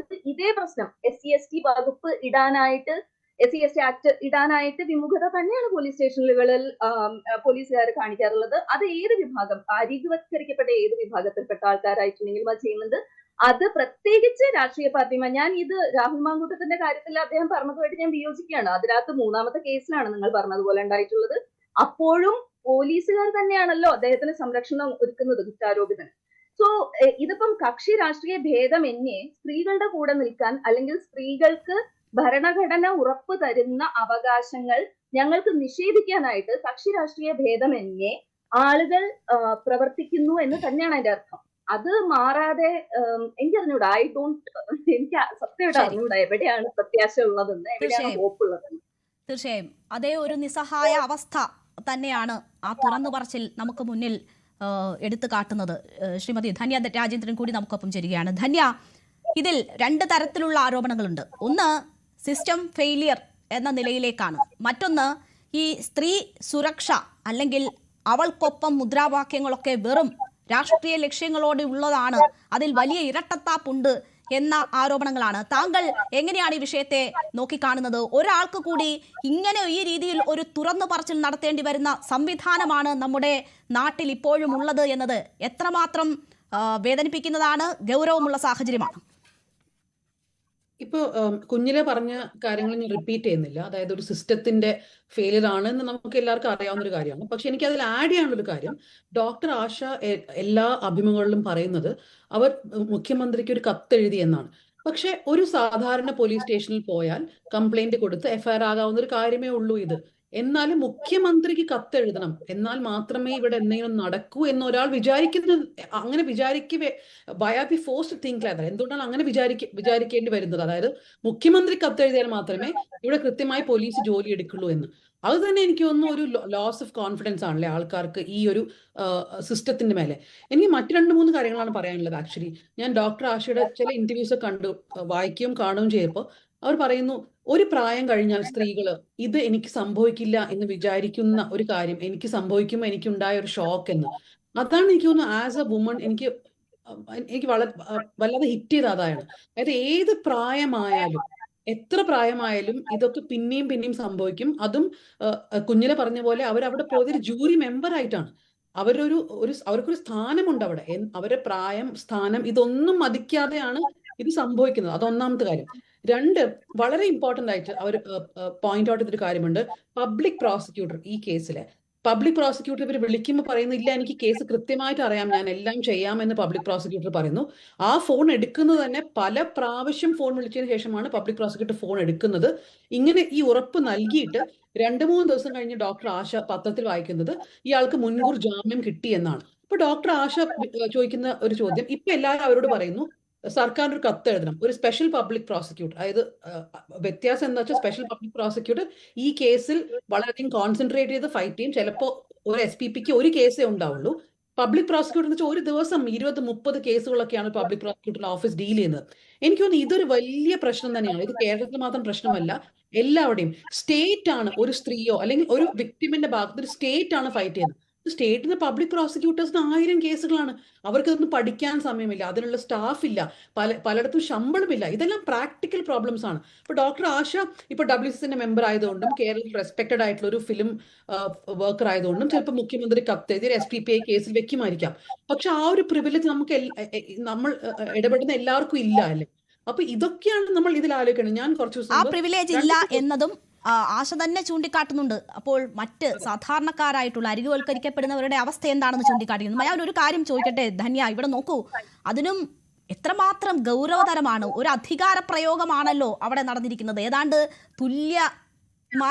തുല്യ ഉത്തരവാദിത്വത്തോടു കൂടി ഒരു ജോലി ചെയ്യാൻ നിർബന്ധിക്കപ്പെട്ടവരാണ് അല്ലെങ്കിൽ നിയോഗിക്കപ്പെട്ടവരാണല്ലോ അവിടെ ഉണ്ടായിരുന്നത്. അവിടെ ഒരു അധികാര പ്രയോഗമാണ് ഈ വിധത്തിൽ നടന്നിരിക്കുന്നത്. അവിടെ പോലും അത് നടന്നു എന്നതിനെ എങ്ങനെ കാണണം? നമ്മൾ ഹെമ കമ്മിറ്റി റിപ്പോർട്ടിനെ കുറിച്ച് സംസാരിച്ചിട്ടുണ്ട്, തൊഴിലിടങ്ങളുടെ സുരക്ഷയെക്കുറിച്ച് സംസാരിച്ചിട്ടുണ്ട്. അപ്പോൾ സർക്കാരിന്റെ മുൻകൈയിൽ നടക്കാൻ പോകുന്ന ഒരു വലിയ മേള, അതിന്റെ നടത്തിപ്പ്, അതിലേക്ക് മലയാള ചിത്രങ്ങളുടെ സെലക്ഷൻ നടക്കുന്ന ഇടത്ത് പോലും ഇപ്പോഴും സ്ത്രീകൾ അനുഭവിക്കേണ്ടി വരുന്നത് ഇതാണ് എന്നത് എത്രമാത്രം ഗൗരവത്തിലാണ് നമ്മൾ കാണേണ്ടത്? വളരെ ഗൗരവപൂർവ്വം കാണേണ്ട കാര്യമാണ്. അതിൽ എനിക്കൊരു ഡിസ്റ്റിങ്ഷൻ ചെയ്യാണ്ട് ഈ അക്യൂസ്ഡ് ആയ കുഞ്ഞു മുഹമ്മദ് ആൾക്ക് 2 റോളാണ്. ഒന്ന് ആസ് എ പൊളിറ്റീഷ്യൻ, ഒന്ന് ആസ് എ ഫിലിം മേക്കർ അല്ലേ. അപ്പൊ ഈ രണ്ട് നമ്മളിവിടെ അറിയേണ്ട കാര്യം, ഇവിടെ ഈ രണ്ട് തൊഴിലിടങ്ങളിലും, അതായത് പൊളിറ്റിക്സ് ആയാലും സിനിമയായാലും, ഇവിടെ സെൻസിറ്റൈസേഷന്റെ ആവശ്യം വളരെ വളരെ വളരെ അധികം ഉണ്ട്. അതായത് ഇപ്പൊ കുഞ്ഞിലെ പറഞ്ഞതുപോലെ WCC കോടതിയിൽ പോയത് കൊണ്ട് മാത്രം ഇന്റേണൽ കമ്മിറ്റി എല്ലാ സെറ്റുകളിലും വേണമെന്ന് കോടതി പറഞ്ഞെങ്കിൽ പോലും അത് പല സെറ്റുകളിൽ ഇല്ല. ഉണ്ടെങ്കിൽ തന്നെ അത് പേരിന് മാത്രമാണ്, അവിടെ സെൻസിറ്റൈസേഷൻ നടക്കുന്നില്ല. അപ്പൊ ഈ കുഞ്ഞു മുഹമ്മദ് പറഞ്ഞ ഒരാള് പൊളിറ്റീഷ്യൻ കൂടിയാണ്. ഒരു പൊളിറ്റിക്കൽ പാർട്ടിയിലും ഇന്ത്യയിൽ, അതായത് ഇതേ കേസിൽ WCC കൊടുത്ത ഇതേ കേസിൽ പല ആൾക്കാരും ഇംപ്ലീഡ് ചെയ്തിട്ട് പൊളിറ്റിക്കൽ പാർട്ടീസിലും ഇങ്ങനൊരു IC വേണമെന്ന് ചോദിച്ചിട്ടുണ്ട്. ആ കേസ് വീണ്ടും സുപ്രീം കോടതിയിൽ അങ്ങനെ പല സ്ഥലങ്ങളിലും വന്നിട്ടൊക്കെ ഉണ്ട്. പക്ഷെ എപ്പോഴും പൊളിറ്റിക്കൽ പാർട്ടീസിൽ ഒരു IC ഇല്ല. എനിക്ക് തോന്നുന്നു CPIM-ന് ഒരു IC ഉണ്ട്. അതും ഈ കുറച്ച് 2-3 കൊല്ലം മുമ്പാണ് IC ആദ്യമായിട്ട് തുടങ്ങിയത്. അങ്ങനെ 1-2 പാർട്ടികളിൽ മാത്രമേ ഇന്റേണൽ കമ്മിറ്റി ഉള്ളൂ. അപ്പൊ ഈ ഒരു പാർട്ടി സ്ട്രക്ചറിൽ തന്നെ, പൊളിറ്റിക്കൽ പാർട്ടി സ്ട്രക്ചറിൽ തന്നെ സ്ത്രീകളെ ബഹുമാനിക്കണം, അല്ലെങ്കിൽ സ്ത്രീകളെ അസോൾട്ട് ചെയ്യോ ഹാരസ് ചെയ്തു വെച്ചാൽ അതിനൊരു ഭവിഷ്യത്തുണ്ട്, ഇതൊരു വർക്ക് പ്ലേസ് ആണ്, ഇങ്ങനെ ഡിസിപ്ലിൻ ഒന്നും ആർക്കും നമ്മൾ സെൻസിറ്റൈസ് കൊടുക്കുന്നേ ഇല്ല. അപ്പൊ ഇയാൾക്കൊരു ഡുവൽ ക്യാരക്ടർ ഉണ്ട്. ഇത് ഉണ്ടായിട്ട് പോലും, ഇതിപ്പോ ഈ കുഞ്ഞു മുഹമ്മദ് പറഞ്ഞ ആള് ഹേമ കമ്മിറ്റി റിപ്പോർട്ടിനെ കുറിച്ച് അറിയാത്തതോ അല്ലെങ്കിൽ IC ഉണ്ടെന്നോ അറിയാത്ത ആളൊന്നും അല്ലല്ലോ. ഞാൻ ആക്ച്വലി ആലോചിക്കുന്നത് ഇതൊക്കെ വരുന്നതിന് മുമ്പ് ഇവിടെ എന്തൊക്കെ സംഭവിച്ചിട്ടുണ്ടാവുന്നതാണ്. അതായത് ഇത്രയും സെൻസിറ്റൈസേഷനും ഇത്രയും നമ്മളൊക്കെ ദിവസവും ഇതിനെക്കുറിച്ച് സംസാരിച്ചിട്ട് പോലും ഇങ്ങനെയൊക്കെ ചെയ്യാൻ ആൾക്കാർക്ക് ധൈര്യം ഉണ്ടെങ്കിൽ, ഇതൊക്കെ നമ്മൾ സംസാരിക്കാത്ത ഒരു കാലത്ത് എങ്ങനെയായിരിക്കും സ്ത്രീകൾ അനുഭവിച്ചിട്ടുണ്ടാവാൻ മാത്രമാണ് ഞാൻ ആലോചിക്കുന്നത്. തീർച്ചയായും ഇതിൽ ഞാൻ ആദ്യം ചോദിച്ച ഒരു ചോദ്യത്തിലേക്ക് കൂടി ഒന്നുകൂടി ധന്യയുടെ ശ്രദ്ധ ക്ഷണിക്കുകയാണ്. അവൾക്കൊപ്പം എന്ന മുദ്രാവാക്യം പലപ്പോഴും ഉയർന്നു കേട്ടിട്ടുണ്ട്. മുഖ്യമന്ത്രി ഒരു വെള്ളം കുടിക്കുന്ന കപ്പിൽ love you to moon and back എഴുതിയപ്പോൾ അതൊരു സന്ദേശമായി കണ്ടവരാണ്. ഞാൻ അത് പറഞ്ഞുകൊണ്ടാണ് ഈ ചർച്ച പോലും തുടങ്ങിയത്. അപ്പോൾ സ്ത്രീ സുരക്ഷ, അവൾക്കൊപ്പം മുദ്രാവാക്യങ്ങൾ, അത് ഒരു ഇരട്ടത്താപ്പാണ് എന്നുകൂടി തെളിയുന്ന ഒരു സന്ദർഭം ഈ കേസുമായി ബന്ധപ്പെട്ടുണ്ടോ? ഈ വേട്ടക്കാരൻ ഞങ്ങൾക്കൊപ്പമാണെങ്കിൽ അതിൽ നടപടി ഉണ്ടാകില്ല എന്നതാണോ ഇത്തരം സംഭവങ്ങൾ സൂചിപ്പിക്കുന്നത്? അല്ല, ആ ഹിപ്പോക്രസി, ഇരട്ടത്താപ്പ് ഒരുവിധം എല്ലാവർക്കും ഉണ്ട്. അത് പൊളിറ്റീഷ്യൻസ് ആയാലും ഗവൺമെന്റ് ആയാലും പോലീസ് ആയാലും ഇനിയിപ്പോ ഇൻഡസ്ട്രിയിലെ ആൾക്കാരായാലും സാധാരണ ജനങ്ങളായാലും അല്ലെ, നമുക്ക് ഇഷ്ടമുള്ള ആൾക്കെതിരെ ഒരു അക്യൂസേഷൻ വരുമ്പോൾ അത് ശരിയായിരിക്കില്ല എന്ന് വിചാരിക്കുന്ന എത്രയോ സാധാരണ ജനങ്ങളുണ്ട്. ആ ഇരട്ടത്താപ്പ് എല്ലാവർക്കും ഉണ്ട്. പക്ഷെ അത് ഇപ്പൊ എനിക്കോ നിങ്ങൾക്കൊക്കെ ഇരട്ടത്താപ്പുണ്ട്, അതുകൊണ്ട് ആർക്കും പ്രശ്നം ഉണ്ടാകുന്നില്ല. പക്ഷെ സർക്കാരിനോ അല്ലെങ്കിൽ ഒരു സിസ്റ്റത്തിനോ ഇരട്ടത്താപ്പ് ഉണ്ടെങ്കിൽ അവിടെ ശരിക്കും അതിന്റെ പ്രശ്നം അനുഭവിക്കുന്നത് വിക്ടിംസ് തന്നെയാണ്. ഇപ്പൊ ഈ കേസിൽ ഫോർ എക്സാമ്പിൾ ഡോക്ടർ ആശ കൃത്യമായിട്ട് പറയുന്നത്, WCC മെമ്പേഴ്സ് ഒരുപാട് പേരോട് ഞാൻ ഇതിനെക്കുറിച്ച് പല ദിവസങ്ങളിൽ സംസാരിക്കുന്ന ഒരു കേസാണ്. ഇവരൊരു കംപ്ലൈന്റ് കൊടുത്തതിന് ശേഷം പോലും FIR രജിസ്റ്റർ ചെയ്തില്ല എത്രയോ ദിവസം. ഇപ്പൊ ഇവിടെ എനിക്കൊന്ന് രാഹുൽ മാങ്കൂട്ടത്തിനെ കുറിച്ച് സംസാരിക്കുകയുണ്ടായി. അതായത് 3ാമത്തെ കേസിലെ രാഹുൽ മാങ്കൂട്ടത്തിനെ അറസ്റ്റ് ചെയ്തുള്ളൂ. അന്ന് എന്തുകൊണ്ട് അർദ്ധരാത്രി പോയി അറസ്റ്റ് ചെയ്തത്? ഞാൻ പറയുന്ന ആദ്യത്തെ കേസ് തന്നെ അയാൾ അർദ്ധരാത്രി അറസ്റ്റ് ചെയ്യണമായിരുന്നു. അത് ചെയ്യാതെ 3ാമത്തെ കേസിലേക്ക് വെച്ചതാണ് പ്രശ്നമായത്. പക്ഷെ അതായത് ഇവിടെ ഇതാണ് പ്രശ്നം. അതായത് പൊളിറ്റീഷ്യൻസോ അല്ലെങ്കിൽ പൊളിറ്റിക്കൽ ഇൻട്രസ്റ്റ് ഉള്ള ആരെങ്കിലും അക്യൂസ് ചെയ്യപ്പെടുമ്പോൾ, even bishop Franco for example, എത്ര മാസം എടുത്തു ബിഷപ്പ് ഫ്രാങ്കോനെ അറസ്റ്റ് ചെയ്യാൻ? അതായത് നമ്മൾ ഒരിക്കലും കാണാത്ത പോലെ ചരിത്രത്തിൽ ഒരു ആ വഞ്ചി സ്ക്വയറിൽ നടന്ന ഒരു സമരം കൊണ്ട് മാത്രമാണ് ബിഷപ്പ് ഫ്രാങ്കോനെ പിന്നീട് അറസ്റ്റ് ചെയ്യുന്നത്. അപ്പൊ ഒരു പൊളിറ്റിക്കൽ മാത്രമല്ല, ഇൻഫ്ലുവൻസ് ഉള്ള ആരെയും തൊടാനുള്ള ഒരു ഭയം, അല്ലെങ്കിൽ അതിന്റെ ഒരു ഭവിഷ്യത്ത് എന്തായിരിക്കും എന്നൊരു ഭയം കൊണ്ട് ഒരുപാട് പ്രാവശ്യം അറസ്റ്റുകളൊക്കെ നീണ്ടു പോവുകയാണ്. അറസ്റ്റ് കിട്ടുന്നതിന് മുൻകൂർ ജാമ്യം കൊടുക്കുക, അല്ലെങ്കിൽ അറസ്റ്റ് കഴിഞ്ഞാൽ ഉടനെ തന്നെ പിന്നെ കോടതി പറയും ഇനിയിപ്പോ അറസ്റ്റ് എന്താ കാര്യം. ഇപ്പൊ രാഹുൽ മാങ്കൂട്ടത്തിന് ഇപ്പൊ കിട്ടിയ ബെയിൽ കോടതി ജഡ്ജ്മെന്റിൽ കൃത്യമായി പറയുന്നത് അതുകൊണ്ടാണ്. ഇനി അയാളെ പോലീസ് കസ്റ്റഡിയിൽ വെച്ചിട്ട് കാര്യമില്ല. എന്തെന്നാൽ ആ കേസ് രജിസ്റ്റർ ഇത്രയും ദിവസമായി, ആ കേസിൽ പോലീസിന്റെ വേണ്ട എല്ലാ എവിഡൻസും അവർ കളക്ട് ചെയ്ത് കഴിഞ്ഞു. പിന്നീട് അയാളെ ജയിലിൽ വെച്ചിട്ട് എന്താ കാര്യം? അതാണ് കോടതി ചോദിക്കുന്നത്. തീർച്ചയായും. എന്തായാലും നടി ആക്രമിക്കപ്പെട്ട കേസിൽ പ്രമുഖ നടനെ അറസ്റ്റ് ചെയ്തു എന്ന് പറഞ്ഞത് ഇടത് സർക്കാരാണ്, ഈ സർക്കാരാണ്. അതിനുശേഷം ഇപ്പോൾ ഒരു MLA അർദ്ധരാത്രി അറസ്റ്റ് ചെയ്തു, അതും ഈ സർക്കാരാണ്. പക്ഷേ ഇതൊക്കെ ഏതെങ്കിലും തരത്തിൽ രാഷ്ട്രീയ നേട്ടങ്ങൾക്ക് വേണ്ടിയാണോ എന്ന ഒരു ചോദ്യം കൂടിയുണ്ട്. പ്രമുഖർക്കും എതിരെ നടപടി ഉണ്ടാകുന്നുണ്ട്, അത് സെലക്റ്റീവ് ആണോ? അതിനേതെങ്കിലും ലക്ഷ്യങ്ങളുണ്ടോ? അഡ്വക്കേറ്റ് ബലദേവ് സച്ചിദാനന്ദൻ, നോക്കൂ, ഈ സംഭവം നടക്കുന്നത് തദ്ദേശ തെരഞ്ഞെടുപ്പ് പ്രചരണം കൊടുമ്പിരി കൊണ്ടിരിക്കുന്ന സമയത്താണ്. തദ്ദേശ തെരഞ്ഞെടുപ്പിന് ശേഷമാണ് FIR ഇട്ടത് എന്നത് ആശ ഈ ലേഖനത്തിൽ പറയുന്നുണ്ട് കൃത്യമായി. അപ്പോൾ ഒരു നടപടി എടുത്ത് മുഖം രക്ഷിക്കാനുള്ള ഉത്തരവാദിത്വം ഏറ്റവും കൂടുതൽ ഉണ്ടായിരുന്ന സമയത്ത് തന്നെയാണ് ഈ രീതിയിലുള്ളൊരു വെച്ച് താമസിപ്പിക്കൽ ഈ കേസുമായി ബന്ധപ്പെട്ടുണ്ടായിരിക്കുന്നത്. അതും മുഖ്യമന്ത്രിക്ക് നേരിട്ട് ഈ കാര്യങ്ങൾ അറിവുണ്ടായിട്ട് പോലും അത് വെച്ച് താമസിപ്പിക്കുന്ന സാഹചര്യം ഉണ്ടായത്. അപ്പോൾ ഏതെങ്കിലും തരത്തിൽ പോലീസിന്റെ വീഴ്ചയെന്ന് പറയാൻ പറ്റില്ല. കാരണം ഇത് വാർത്തയാകുന്നുണ്ട്, മാധ്യമങ്ങളിൽ വരുന്നുണ്ട്, അതിനുശേഷമാണ് ഒരു നടപടിയിലേക്ക് പോകുന്നത്. അപ്പോഴും വെച്ച് താമസിപ്പിക്കുക തന്നെയായിരുന്നു. അപ്പോൾ ഏതെങ്കിലും തരത്തിൽ അറിയാതെ പോലീസിന് മാത്രം സംഭവിച്ചൊരു വീഴ്ചയാണ് ഇതെന്ന് പറയാൻ പറ്റില്ല. ഏതെങ്കിലും ഒരു സംഭവം മാത്രം എടുത്ത് കാണിച്ചുകൊണ്ട് എല്ലാ സംഭവങ്ങളും അങ്ങനെയാണെന്ന് പറയുന്നതിനകത്ത് യാഥാർത്ഥ്യമില്ല. ഇവിടെ ഗവൺമെന്റ് വളരെ ശക്തമായ നിലപാടുകളിൽ, വിശേഷിച്ചും സ്ത്രീകൾക്കെതിരെയുള്ള വിഷയങ്ങളിൽ ഇവിടെ തന്നെ പ്രതിപാദിച്ചല്ലോ. സിനിമാ നടിയുടെ കേസിലായാലും MLA കേസിലായാലും എല്ലാം ശക്തമായ നടപടികളുമായിട്ടാണെങ്കിൽ ഗവൺമെന്റ് മുന്നോട്ട് പോകുന്നത്. ഒരു സംഭവത്തിൽ വീഴ്ച പറ്റിയ തുടർച്ചയായി തന്നെ ഞാൻ അംഗീകരിച്ചു കഴിഞ്ഞു. പക്ഷെ ആ വീഴ്ച പറ്റിയത് പരിപൂർണമായിട്ട് ഗവൺമെന്റിന്റെ ഭാഗമാണ് എന്ന് നമുക്ക് പറയാൻ പറ്റില്ല. ചിലപ്പോൾ ഗവൺമെന്റിന്റെ ഭാഗത്തുനിന്നും വീഴ്ച ഉണ്ടാകാം, നമ്മുടെ എല്ലാവരുടെ ഭാഗത്ത് ചിലപ്പോൾ വീഴ്ച ഉണ്ടാകത്തില്ല. ആ വീഴ്ചയുടെ ഒരു ഭാഗമായത് ഇതിനകത്ത് പോലീസ് ഉന്നത ഉദ്യോഗസ്ഥരുടെ ഭാഗത്തു നിന്ന് ഗുരുതരമായ വീഴ്ച ഉണ്ടായിട്ടുണ്ട്. അപ്പൊ ആ വീഴ്ച ആഭ്യന്തര വകുപ്പിന്റെ അല്ലെങ്കിൽ മുഖ്യമന്ത്രിയുടെ അറിവോടുകൂടിയാണ് എന്ന് പറയുന്നത് നമുക്ക് ന്യായീകരിക്കാൻ പറ്റില്ല. തെറ്റ് തന്നെയാണ്. ഉടനെ ആ FIR ഇട്ട് പരാതി കിട്ടിയ ദിവസമോ അല്ലെങ്കിൽ തൊട്ടടുത്ത ദിവസമോ FIR ഇട്ടുകൊണ്ട് പോലീസിനെ അന്വേഷിക്കാം. പോലീസിന് ഇങ്ങനെ റിട്ടേൺ കംപ്ലൈന്റ് കിട്ടാതെ തന്നെ വേണമെങ്കിൽ ചിലപ്പോൾ FIR ഇടാം. ചില പ്രത്യേക സാഹചര്യങ്ങളിൽ പോലീസിന് ചില ഇൻഫർമേഷന്റെ മാത്രം അടിസ്ഥാനത്തിൽ അങ്ങനെ റിട്ടേൺ കംപ്ലൈന്റ് വേണമെന്നില്ല FIR രജിസ്റ്റർ ചെയ്യാൻ. അപ്പോൾ അങ്ങനെ FIR രജിസ്റ്റർ ചെയ്തിട്ട് അന്വേഷിക്കാമായിരുന്നു. അത് തെറ്റാണ്. അപ്പോൾ അതുകൊണ്ട് അങ്ങനെ ഒരു സംഭവത്തിൽ ഇവിടെ FIR ഇടാൻ പറ്റിയില്ല എന്നുള്ളത് മാത്രം ഉയർത്തിപ്പിടിച്ചുകൊണ്ട് ഇത് കേരളത്തിലെ ഇടത് മുന്നണി ഗവൺമെന്റ്, പിണറായി വിജയൻ ഗവൺമെന്റ് മൊത്തത്തിൽ സ്ത്രീകൾക്കെതിരെയുള്ള അതിക്രമങ്ങളിൽ ഇങ്ങനെ മുഖം തിരിച്ചു നിൽക്കുന്നു പറഞ്ഞതിനോട് അർത്ഥമില്ല. ചില സംഭവങ്ങളുണ്ട്, അതിന് ആര് ഭരിച്ചാലും ഇവിടെ നേരത്തെ എനിക്ക് മുമ്പ് സംസാരിച്ചവർ പറഞ്ഞു കഴിഞ്ഞു, ചില പൊളിറ്റിക്കൽ ഇൻഫ്ലുവൻസ് ഉള്ള ചില സ്വാധീനങ്ങൾ വരുമ്പോൾ ഇവിടെ നമുക്കറിയാമല്ലോ ഇന്ത്യ മൊത്തത്തിലുണ്ടായിട്ടുള്ള നിരവധി സംഭവങ്ങൾ. ബ്രിജ്ഭൂഷന്റെ സംഭവത്തിൽ നമുക്ക് ലോകം മൊത്തം നമ്മുടെ അന്തസ്സുയർത്ത ഒളിമ്പിക്സ് താരങ്ങൾക്ക്, ഗുസ്തി താരങ്ങൾക്കെതിരെ പോലും FIR സുപ്രീം കോടതി പറഞ്ഞതിന് ശേഷമാണ് FIR ഇട്ടത്. FIR 1-2 അല്ല 10-12 കേസായിരുന്നു, പോക്സോ ഉൾപ്പെടെ അദ്ദേഹത്തിന്റെ പേരിൽ. അപ്പോൾ ഇത് ചില സാഹചര്യങ്ങളിൽ സിസ്റ്റം ഇങ്ങനെ പഴകി കൊടുക്കുന്നുണ്ട്. സിസ്റ്റം പഴകാൻ പാടില്ല എന്നൊരു അഭിപ്രായക്കാരനാണ് ഞാൻ. തീർച്ചയായിട്ടും ഞാൻ ഒരൊറ്റ കാര്യം ചോദിച്ചോട്ടെ അഡ്വക്കേറ്റ് ബൽദേവ് സച്ചിദാനന്ദൻ. നോക്കൂ, ഈ സംഭവം മുഖ്യമന്ത്രിയെ അറിയിച്ചുവല്ലോ. താങ്കൾ പറഞ്ഞു മുഖ്യമന്ത്രി അന്ന് തന്നെ ഇത് പോലീസിന് കൈമാറിയിട്ടുണ്ട് എന്ന്. ഇത്തരം ഗുരുതരമായ ഒരു ആരോപണം നേരിടുന്ന വ്യക്തി ആ ഉത്തരവാദിത്വം പിന്നീട് അതേ സ്ഥാനത്തിരുന്ന് നിറവേറ്റാൻ അദ്ദേഹത്തിന് അർഹതയുണ്ടോ? അദ്ദേഹത്തിനെതിരെ നടപടി ഉണ്ടാകേണ്ടായിരുന്നു, അത്തരം ഇടപെടലുകൾ ഉണ്ടാകേണ്ടായിരുന്നു. അതിനൊക്കെ എന്താണ് തടസ്സം നിന്ന കാര്യം? തീർച്ചയായിട്ടും തെറ്റാണത്. തീർച്ചയായിട്ടും അങ്ങനെ ഒരു ആരോപിതനായിട്ടുള്ള ഒരാളിനെ അങ്ങനെ ആ സ്ഥാനത്ത് ഇരുത്താൻ പാടില്ല. അതിപ്പോൾ ശബരിമല സ്വർണ്ണ കേസിൽ ഞാൻ ചർച്ചയിൽ പങ്കെടുത്തുകൊണ്ട് പറയുകയാണ്, അവര് കുറ്റക്കാരെന്ന് കണ്ടപ്പോൾ അവരെ അന്ന് തന്നെ പുറത്താക്കണമായിരുന്നു. പാർട്ടിക്ക് പറ്റിയൊരു വീഴ്ചയാണത്. അന്ന് ദേവസ്വം ബോർഡിന്റെ ഭാരവാഹിക്കെതിരെ നടപടി എടുക്കണമായിരുന്നു. അത് വലിയ വീഴ്ചയാണത്. അപ്പൊ അവിടെ ഇപ്പോഴും പറയുന്നത് കുറ്റാരോപിതനായി നിൽക്കുന്നു.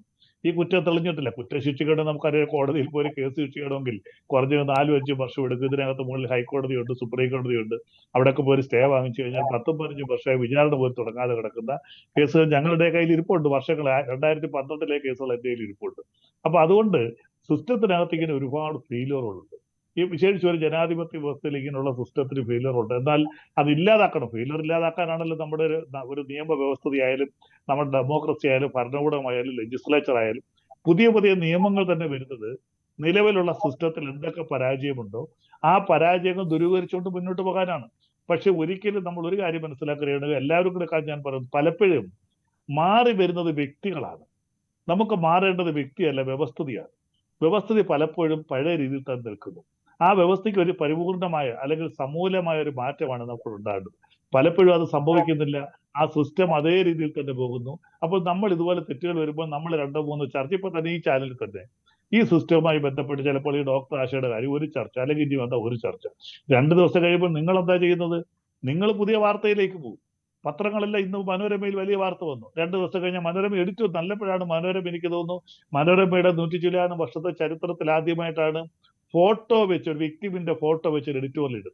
ഇന്നത്തെ മനോരമയുടെ എഡിറ്റോറിയലിൽ ആശയുടെ ഫോട്ടോ വെച്ചാണ് എഴുതിയിരിക്കുന്നത്. അപ്പൊ അത്രയ്ക്ക് വലിയ പ്രാധാന്യം കൊടുത്തു. പക്ഷെ ഈ മനോരമ പോലും 1-2 ദിവസം കഴിഞ്ഞാൽ ഈ വാർത്തയ്ക്ക് യാതൊരു പ്രാധാന്യം കൊടുക്കാതെ എടുത്തു കളയും. അത് നിങ്ങളുടെ മാധ്യമപ്രവർത്തനം എന്തുകൊണ്ടാണ് നിങ്ങൾക്ക് അത് സംഭവിക്കുന്നത്? കാലത്തിനനുസരിച്ചുള്ള, കാലത്തിനോടൊപ്പമുള്ള ഒരു മുന്നോട്ടുള്ള ഒരു ഓട്ടം. ആ ഓട്ടത്തിന്റെ ഭാഗമായിട്ട് ഇന്നലകൾ നമ്മൾ എല്ലാവരും മറന്നു പോകുന്നു, അല്ലെങ്കിൽ നമ്മൾ മറന്നതായി ഭാവിക്കുന്നു, അല്ലെങ്കിൽ നമ്മൾ വിസ്മരിക്കുന്നു. അത് അങ്ങനെ ഒരു കാലഘട്ടമാണ്. അപ്പൊ അതുകൊണ്ട് സിസ്റ്റത്തെ ഒന്നും നമുക്കൊന്നും പെട്ടെന്നൊന്നും മാറ്റിയെടുക്കാൻ പറ്റില്ല. ഇതൊക്കെ മാറണം. നമുക്ക് ഈ ഇരിക്കുന്ന എല്ലാവർക്കും ആഗ്രഹമുണ്ട്. ഒരു പെൺകുട്ടി പെൺകുട്ടിയല്ലല്ലോ, ആര് പരാതിയുമായിട്ട് വന്നാലും ആ പരാതി FIR ഇട്ട് ആ പരാതി അന്വേഷിക്കണം. അത് മാധ്യമങ്ങൾക്ക് എന്നും ഒരേ വാർത്ത കൊണ്ട് പോകാൻ പറ്റില്ല. പുതിയ വാർത്തകൾ വരുമ്പോൾ അതിന്റെ വാർത്താ പ്രാധാന്യം നോക്കി മാധ്യമങ്ങൾക്ക് ആ വാർത്തകൾ കൈകാര്യം ചെയ്യേണ്ടി വരുമല്ലോ. മാധ്യമങ്ങൾ നടത്തുന്നത് അവരുടെ ധർമ്മമാണല്ലോ, ഓർമ്മപ്പെടുത്തലാണല്ലോ, മുന്നറിയിപ്പാണല്ലോ. ഇത് ചെയ്യേണ്ടത് ഈ സിസ്റ്റമാണല്ലോ. നോക്കൂ, ഇവിടെ ഇപ്പോൾ നമ്മൾ പല പല കേസുകളിൽ ഈ കാര്യങ്ങൾ കാണുന്നുണ്ട്. വാളയാർ കേസിൽ ആരോപണ വിധേയർ പാർട്ടിയുമായി ബന്ധപ്പെട്ടവരായപ്പോൾ എന്താണ് അവിടെ സ്വീകരിച്ച നിലപാടുകൾ എന്നത് നമ്മൾ കണ്ടതാണ്. മുകേഷുമായി ബന്ധപ്പെട്ടുള്ള കേസിൽ ഈ തെരഞ്ഞെടുപ്പിലും ഏതൊക്കെ തരത്തിൽ കോൺഗ്രസിന്റെ ഭാഗത്ത് നിന്ന്, പ്രതിപക്ഷത്തിന്റെ ഭാഗത്ത് നിന്ന് ചോദ്യങ്ങളുണ്ടായി? എന്തുകൊണ്ടാണ് ആ കേസിൽ ആ സ്ഥാനത്ത് നിന്ന് മാറ്റി നിർത്തുന്നത് ഉൾപ്പെടെയുള്ള നടപടികളിലേക്ക് പോകാത്തത് എന്ന ചോദ്യമുണ്ടല്ലോ. അപ്പോൾ ഒരുപാട് സംഭവങ്ങൾ ആവർത്തിക്കുന്നുണ്ട്. അവിടെ ശക്തമായ സന്ദേശം 1 or 2 കേസുകളിൽ എടുത്താൽ അതൊരു സന്ദേശമാകും, അത് തുടർന്നു കൊണ്ടുപോകാൻ കഴിയും. പക്ഷേ ഇരട്ടത്താപ്പുകൾ പലയിടങ്ങളിലും പല കേസുകളിലും സംഭവിക്കുന്നത് കൊണ്ടാണ് ഇത് ആവർത്തിച്ചു പോകുന്നത്. അത് മാധ്യമങ്ങളുടെ കുറ്റമല്ല. നമ്മൾ ജീവിക്കുന്നത് ഒരു ഏകാധിപത്യ വ്യവസ്ഥയിലോ അല്ലെങ്കിൽ അങ്ങനെ ഒരു ഡിക്റ്റേറ്റർഷിപ്പിലല്ല നമ്മൾ നിൽക്കുന്നത്. നമ്മളൊരു ജനാധിപത്യ വ്യവസ്ഥ നിൽക്കുന്നു. ഇത് ജനാധിപത്യത്തിന്റെ പോരായ്മകളാണ്. ജനാധിപത്യം എവിടെയൊക്കെ നിലനിൽക്കുന്നു അവിടെയൊക്കെ തീർച്ചയായിട്ടും രാഷ്ട്രീയ നേതൃത്വം, ഗവൺമെന്റുകൾ നട്ടിൽ വളഞ്ഞു കൊടുക്കുന്ന ചരിത്രം ഈ ലോകത്ത് എവിടെയുമുണ്ട്. ഇവിടെ എനിക്ക് മുമ്പ് സംസാരിച്ച കുഞ്ഞലയും തന്നെയൊക്കെ പറഞ്ഞ അക്കാര്യം തന്നെയാണ്. പല ഇൻഫ്ലുവൻഷ്യൽ പേഴ്സൺസ് വരുമ്പോൾ ജനാധിപത്യ നിയമമൊക്കെ അതിന്റെ വഴിക്ക് ഇപ്പം തന്നെ നമ്മൾ കണ്ടല്ലോ, നടിയുടെ കേസിൽ 2 പ്രതികളെ വെറുതെ വിട്ട് അതിനെതിരെ കൂടുതൽ സംസാരിച്ച് ഫേസ്ബുക്കിലൊക്കെ പോസ്റ്റിംഗ് ചെയ്ത അവകാശനാണ് ഞാൻ. തീർച്ചയായിട്ടും കോർട്ടലക്ഷ്യം കേസെടുക്കാവുന്ന കാര്യങ്ങൾ ഞങ്ങൾ അതിനകത്ത് പറഞ്ഞാണ്. ഒരിക്കലും ചെയ്യാൻ പാടില്ലാത്ത കാര്യമാണ്. അപ്പൊ അവിടെ എന്താ സംഭവിച്ചത്? ആ ജഡ്ജിമെന്റ് പോലും 2 ദിവസത്തിന് മുമ്പ്, ദിവസങ്ങൾക്ക് മുമ്പ് പുറത്തു വന്നു. അപ്പോൾ അത്ര കൂടുതൽ അന്യായം, അനീതി ഇവിടെ നടക്കുന്നു. ആ 2 പ്രതികളെ വെറുതെ വിടുമെന്ന് നേരത്തെ തന്നെ കോടതി വ്യക്തമായിട്ട് ബന്ധമുള്ള എല്ലാവർക്കും മനസ്സിലായ 2 പ്രതികളെ വെറുതെ വിടാൻ പോകുന്നു. അപ്പോൾ എന്താ ഇവിടെ സംഭവിക്കുന്നത്? ഈ ജനാധിപത്യ വ്യവസ്ഥയിൽ, നമ്മുടെ ഒരു പാർലമെന്ററി ഡെമോക്രസിയിൽ ഇങ്ങനെയൊക്കെയുള്ള ചില പോരായ്മകളുണ്ട്. ഇതൊന്നും നമ്മൾ ആരും വിചാരിച്ചെന്ന് വെച്ച് പരിപൂർണമായിട്ട് മാറ്റാൻ പറ്റുന്നില്ല. ഇവിടെ തെറ്റുപറ്റിയിട്ടുണ്ട്, 100% സംഭവിക്കുന്നു. ഡോക്ടർ ആശയുടെ കാര്യത്തിലല്ല, ഇതുപോലെയുള്ള നിരവധി സംഭവങ്ങൾ. നിങ്ങൾ പറഞ്ഞ മുകേഷിന്റെ കാര്യത്തിൽ അന്ന് തന്നെ സസ്പെൻഡ് ചെയ്ത് അറസ്റ്റ് ചെയ്ത് അദ്ദേഹത്തിന്റെ MLA സ്ഥാനം ക്യാൻസൽ ചെയ്യേണ്ടതാണ്. ഞാനൊക്കെ അദ്ദേഹത്തിന് വേണ്ടി പ്രസംഗിക്കാൻ യോഗത്തിലേക്ക് പോയ ആളാണ്. പക്ഷെ അത് തീർച്ചയായിട്ടും ചെയ്യേണ്ടതാണ്. അങ്ങനെ 2-3 MLA കോൺഗ്രസിന്റേതുണ്ട്. ബലാത്സംഗ കേസ് ഉൾപ്പെടെ പ്രതിയായിട്ട് നിൽക്കുന്ന MLA കോൺഗ്രസിന്റെ 2 MLA അപ്പൊ ഇത് ആരും ഒരു തെറ്റിന് നമ്മൾ മറ്റൊരു തെറ്റുകൊണ്ട് ന്യായീകരിക്കുകയല്ല. തെറ്റിന് തെറ്റെന്ന് ആ ഫിലോസഫി നമുക്ക് വേണ്ട. അത് ലാ ഓഫ് നമസിസ് ആണ്. പല്ലിന് പല്ല്, കണ്ണിന് കണ്ണെന്ന്, അത് നമുക്കത് വേണ്ട. പക്ഷേ ഇവിടെ ഇങ്ങനെയുള്ള ഒരു ജനാധിപത്യ വ്യവസ്ഥയിൽ ഇത് തുടർന്നുകൊണ്ടേയിരിക്കും. തുടരും സിനിമയിൽ പറയുന്നത് പോലെ ഈ കാര്യങ്ങളൊക്കെ പലപ്പോഴും തുടർന്നുകൊണ്ടിരിക്കും. നമ്മളിത് ചർച്ച ചെയ്യും. ഇത് പാടില്ല. നമ്മൾ എത്രയോ വർഷങ്ങളായിട്ട് എത്രയോ വിഷയങ്ങൾ ചർച്ച ചെയ്യുന്നു. നേരത്തെ തന്നെ പറഞ്ഞതുപോലെ ഈ സിസ്റ്റമൊക്കെ വരുന്നതിന് മുമ്പ് എത്രയോ കാര്യങ്ങൾ നടന്നിരുന്നു. ഈ TV മാധ്യമങ്ങളൊക്കെ എത്ര വർഷമായി? 10-30 വർഷങ്ങളിലെ അയാൾ ഈ മാധ്യമ ചർച്ചകളൊക്കെ തുടങ്ങിയിട്ട്. അതിനു മുമ്പ് ഇതാരെങ്കിലും അറിയുമായിരുന്നു? പത്രങ്ങളിൽ പോലും വരത്തില്ലായിരുന്നു. പണ്ട് തനിനിറം എന്നൊരു പത്രം ഉണ്ടായിരുന്നു. ഒരുപക്ഷെ റീഡേക്ക് അത് ഓർമ്മ കാണില്ല. ഇങ്ങനെയുള്ള വാർത്തകൾ വരുന്നൊരു മഞ്ഞപ്പത്രമായിരുന്നു തനിനിറം. ആ വാർത്ത പോലും പിറ്റേന്ന് പൈസ കൊണ്ടുകൊടുത്ത് ഒതുക്കുമായിരുന്നു. അപ്പൊ അതുകൊണ്ട് നമ്മളിങ്ങനെ ചർച്ച ചെയ്യും. 2 ദിവസം കഴിയുമ്പോൾ ഇത് അന്തരീക്ഷത്തിൽ നിന്ന് നമ്മുടെ എല്ലാവരുടെയും മനസ്സിൽ തന്നെ പോകും. വീണ്ടും പുതിയ സംഭവങ്ങൾ വരും. അപ്പോൾ നമ്മൾ ഒരു കൂട്ടർ അതിനെ ന്യായീകരിക്കും, ഒരു കൂട്ടർ അത് ശരിയാണെന്ന് പറയും, ഒരു കൂട്ടർ അത് തെറ്റാണെന്ന് പറയും. അമ്മയെ തല്ലിയാൽ പോലും 2 അഭിപ്രായമുള്ള നാട്ടിലാണ് നമ്മൾ ജീവിക്കുന്നത്. അപ്പൊ അതുകൊണ്ട് ഇതിനകത്ത് ബഹുമാനപ്പെട്ട മുഖ്യമന്ത്രി കൃത്യമായിട്ട് ചെയ്തു. എന്നാൽ നിങ്ങളുടെ ചോദ്യം കറക്റ്റ് ആണ്. ഇതിന്റെ പരിപൂർണമായ ഉത്തരവാദിത്വം മുഖ്യമന്ത്രിക്കും ഗവൺമെന്റിനും ഇല്ലേ? തീർച്ചയായിട്ടും ഉണ്ട്.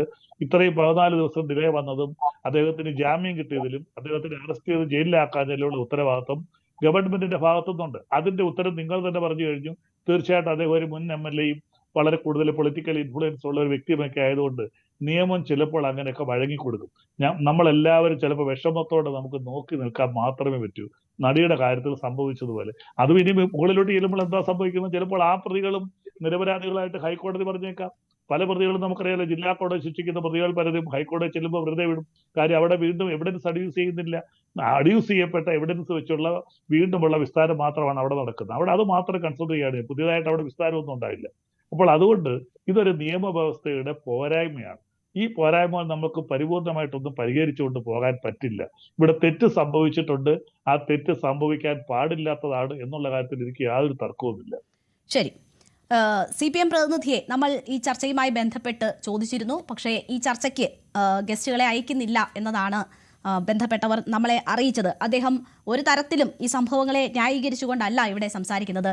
ശ്രീ സേനാപതി വേണു, നോക്കൂ, ഇവിടെ രാഷ്ട്രീയ ലക്ഷ്യങ്ങൾക്കപ്പുറം കാണേണ്ടുന്ന വിഷയമാണ്. ആ ഗൗരവത്തിൽ തന്നെ വേണം നമ്മൾ ആശയുടെ വാക്കുകളെ കാണാൻ. കേരള സമൂഹത്തോട് ഞാൻ സഹതാപമല്ല, ഐക്യദാർഢ്യമാണ് അഭ്യർത്ഥിക്കുന്നതെന്ന് അവർ പറയുന്നു. അതിജീവിച്ചവർ പരിപൂർണരായിരിക്കണമെന്നില്ല. വിധികൾക്കായി കാത്തു നിൽക്കാത്ത ധാർമ്മിക വ്യക്തതയുള്ള ഐക്യദാർഢ്യമാണ് ഈ സംഭവവുമായി ബന്ധപ്പെട്ട് വേണ്ടത് എന്നതാണ് പറയുന്നത്. അപ്പോൾ നിങ്ങൾ ഈ വിഷയത്തെ സമീപിക്കുമ്പോഴും അതിന്റെ രാഷ്ട്രീയം മാറ്റിവെച്ച് രാഷ്ട്രീയ ലക്ഷ്യം എന്നുള്ളത് മാറ്റിവെച്ചുകൊണ്ട് ഈ വിഷയത്തെ സമീപിക്കാനുള്ള ശ്രമം നടത്തുമോ? തീർച്ചയായും നടത്തുമല്ലോ. ഇപ്പോ ഇവിടെ ശ്രീ ബൽദേവ് പറഞ്ഞത് ഇന്ന് മനോരമയുടെ എന്താ പറഞ്ഞ മുഖപ്രസംഗം ഇന്നല്ല അവരുടെ ഫോട്ടോ, അത് ഇന്നലെയാണ്. അവരുടെ ലേഖനത്തിനാണ് അവരുടെ ഫോട്ടോ കൊടുത്തത്. ഇന്ന് മനോരമ അവരുടെ ഫോട്ടോ പ്രസിദ്ധീകരിച്ചു. എഡിറ്റോറിയലിന്റെ എഡിറ്റോറിയലിന്റെ ഫോട്ടോയുടെ കാര്യമാണ് പറഞ്ഞത്. ഇന്ന് എഡിറ്റോറിയൽ ഉണ്ട്, അതിന്റെ എഡിറ്റോറിയൽ ഫോട്ടോ ഉണ്ട്. ഇന്നത്തെ എഡിറ്റോറിയൽ എന്റെ കയ്യിലിരിക്കുന്ന മനോരമയിൽ ഫോട്ടോ ആദ്യമായിട്ടാണ് എഡിറ്റോറിയൽ ഫോട്ടോ വെച്ചത്. ആണോ? എഡിറ്റോറിയൽ അല്ല, ഞാനത് കാഴ്ചപ്പാട് പേജില് കനൽ ജ്വലിക്കുന്ന സ്ത്രീ ശബ്ദം ഇന്നത്തെ എഡിറ്റോറിയൽ വന്ന ഫോട്ടോയുടെ കാര്യമാണ് അദ്ദേഹം പറഞ്ഞത്. സംബന്ധിച്ചു. ഓക്കെ. അല്ല, അപ്പൊ ഞാൻ പറഞ്ഞത് എത്രയോ ഗൗരവത്തോടു കൂടിയാണ് ഈ വിഷയത്തെ കാണേണ്ടത്. ഇവിടെ നമ്മൾ ഇത് ചർച്ച ചെയ്യുമ്പോൾ രേണുക ഒരു കാര്യം നമ്മൾ മനസ്സിലാക്കേണ്ടത്, ഇവർ വരുന്നത് എവിടെയാണ്? ഇവര് 30ാമത് കേരള രാജ്യാന്തര ചലച്ചിത്രമേളയിൽ മലയാള സിനിമ ഇന്ന് എന്ന സെലക്ഷൻ വിഭാഗത്തിന്റെ ജൂറി ആയിട്ടാണ് വരുന്നത്. പറഞ്ഞു മനസ്സിലായി? അവിടെ അവർക്ക് എത്രയോ എന്താ പറഞ്ഞ ഉന്നതമായ ബഹുമാനം കൊടുക്കേണ്ട ഒരു പദവിയിൽ വരുന്ന ഒരാളെ മുന്നിൽ കണ്ടു കഴിഞ്ഞാൽ എന്താ പറഞ്ഞ കാട്ടുമൃഗങ്ങളൊക്കെ കയറി പിടിക്കുന്ന പോലെ പിടിക്കാനായി അതിന്റെ ഉന്നത ഉദ്യോഗസ്ഥൻ തയ്യാറാകുന്നു എന്ന് പറഞ്ഞാൽ എത്രയോ ഒരു സാംസ്കാരികമായ അധപ്പതനമാണ്. ഇപ്പോൾ ഒരു ബസ്സിൽ യാത്ര ചെയ്യുന്ന ഒരാളെ പിറകിൽ നിന്ന് തോണ്ടിയെന്നോ അല്ലെങ്കിൽ സിനിമയ്ക്ക് ടിക്കറ്റ് എടുക്കാൻ ലൈനിൽ നിൽക്കുമ്പോൾ ഉന്തിയോ തള്ളിയോ എന്നതുപോലെ അല്ലല്ലോ. ഒരു എത്രയോ വലിയ സാമൂഹിക പ്രക്രിയ നടക്കുന്ന, അതായത് ഒരു രാജ്യാന്തര ചലച്ചിത്ര മേളയിലെ മലയാള സിനിമ ഇന്ന് എന്നൊരു വിഷയത്തെക്കുറിച്ച് ഇല്ലെങ്കിൽ അതിന്റെ ജൂറി ആയിട്ട് വരുന്ന എത്രയോ ആദരിക്കപ്പെടേണ്ട ഒരു വ്യക്തിത്വമാണ്. അവർ കടന്നു വരുമ്പോഴേക്കും അതിന്റെ ചുമതലയിൽപ്പെട്ട ഒരാള് അവരെ കയറി എന്താ പറഞ്ഞ ഇത് എത്രയോ ഒരു ഹീനമായ ഒരു പ്രവൃത്തിയാണ്. അതാണ് നമ്മൾ മനസ്സിലാക്കാൻ അതിന്റെ ഒരു ഗൗരവം. അങ്ങനെ ഒരു പ്രവൃത്തി ചെയ്ത ഒരു ഉന്നതന്, ആ ഉന്നതനെതിരെ രേണുക ചോദിച്ച പോലെ ഒരു പരാതി ലഭിച്ചതിന് ശേഷം ഇയാൾക്ക് കോടതിയിൽ പോയി ജാമ്യം എടുക്കാനായി, ഇത് നമ്മൾ മനസ്സിലാക്കേണ്ടത് വർത്തമാന കാലഘട്ടത്തിൽ ഈ വിഷയത്തെക്കുറിച്ച് കേരളം എത്രയോ ഗൗരവത്തോടെ ചർച്ച ചെയ്യുന്ന ഒരു കാലത്താണ് മുഖ്യമന്ത്രിയുടെ കയ്യിൽ ഒരു പരാതി കിട്ടുന്നത്. അവിചാരിതമായി 10 കൊല്ലം മുമ്പ് നടന്ന ഒരു സംഭവത്തെക്കുറിച്ചല്ല. ഇത് കറന്റ്ലി കേരളം ഈ വിഷയത്തെക്കുറിച്ച് വളരെ വൈകാരികമായിട്ടും അതോടൊപ്പം തന്നെ സെൻസിറ്റീവായിട്ടും പ്രതികരിച്ചുകൊണ്ട് നിൽക്കുന്ന ഒരു കാലഘട്ടത്തിൽ ഇങ്ങനെ ഒരു പരാതി കിട്ടിയിട്ട്, അതും ഇത്രയും ഉന്നതനായ ഒരാളെ കുറിച്ച് ഒരു പരാതി കിട്ടിയിട്ട് ആ പരാതിയിലെ നടപടികൾ എന്താ പറഞ്ഞ ദുരൂഹമായി വൈകിപ്പിക്കുന്നു എന്ന് പറഞ്ഞാൽ ഞങ്ങൾ ആരോപിക്കുന്ന അതിൻ്റെ അകത്ത് മറ്റൊന്നുമല്ല, അത് ചിലരുടെ എന്താ പറഞ്ഞ അവർ ചിലർക്ക് വേണ്ടപ്പെട്ടവരാകുമ്പോൾ ആ വേണ്ടപ്പെട്ടവരുടെ കേസുകളൊക്കെ ഇങ്ങനെ പോകുന്നു എന്നുള്ള ഒരു ദുരന്തമാണ്. അതുകൊണ്ടാണ് ഈ വിഷയത്തിൽ നമ്മൾ ചർച്ച ചെയ്യേണ്ടത്.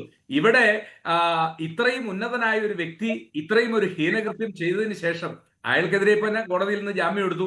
ഇനി 5 or 10 കൊല്ലം കഴിയുമ്പോഴത്തേക്ക് കേസിന്റെ വിചാരണ നടക്കും. വിചാരണ നടക്കുന്ന ഘട്ടം വരുമ്പോഴേക്കും ഒരുപക്ഷെ ഇവിടെ സൂചിപ്പിച്ചതുപോലെ ഈ ഉപദ്രവമേറ്റ ആള് പോലും ഈ ദിവസം പോലും മറന്നു പോകുന്ന ഒരു കാലഘട്ടം സമയം വരും എന്നുള്ളതാണ്. അപ്പോ ഇത് എത്രയും പെട്ടെന്ന് വിചാരണ പൂർത്തീകരിച്ച് ജാമ്യം പോലും നിഷേധിക്കപ്പെടേണ്ട ഒരു കേസിനകത്ത് എത്രയോ ലാഘവത്തോടു കൂടിയാണ് അന്വേഷണ ഉദ്യോഗസ്ഥന്മാർ പെരുമാറിയിരിക്കുന്നത് എന്നുള്ളത് അത് നിയമത്തിന്റെ പോരായ്മയല്ല. സി ബൽദേവ് പറഞ്ഞതിനെ ഞാൻ അതിനോട് വിയോജിക്കുന്നു. കാരണം ശക്തമായ നിയമങ്ങൾ നമ്മുടെ നാട്ടിലുണ്ട്.